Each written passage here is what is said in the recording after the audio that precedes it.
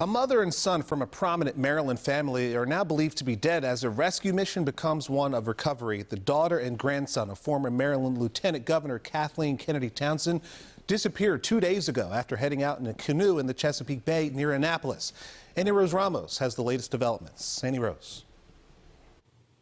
Max, divers and boats were out here in the Chesapeake Bay up until sunset, searching for the bodies belonging to Maeve Kennedy McKean and her 8-year-old son, Gideon. The two were last seen on Thursday. They were both canoeing together out here on this bay. Now, ever since then, that canoe has since been recovered, but mother and son are still missing.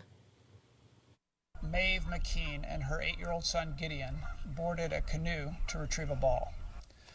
Our fire department's mobilization has since turned from rescue to recovery. Two members of the Kennedy family remain missing, Maeve Kennedy McKean and her 8-year-old son, Gideon. Officials are now turning the hope of a rescue into a recovery effort after days of searching. A total of 19 vessels and 5 aircraft have been out there searching. They've covered over 2,700 square miles of water looking for the two individuals. The family was self-quarantining at a house on Chesapeake Bay belonging to Maeve's mother, Kathleen Kennedy Townsend, formerly the Lieutenant Governor of Maryland. In a Facebook post from Maeve's husband, David, he writes what happened. Maeve and Gideon were playing kickball when one of them kicked the ball into the water, the two jumping into a canoe to retrieve the ball, and at some point got pushed by wind or tide into the open bay. Neighbors telling WJZ they remember how windy it was Thursday night. Very windy, extremely windy. Shady Shore resident Roland said the water was rough. Big waves, 4-foot waves. An onlooker saw the mother and son from shore and called the police Thursday night. That was the last time anyone has seen them.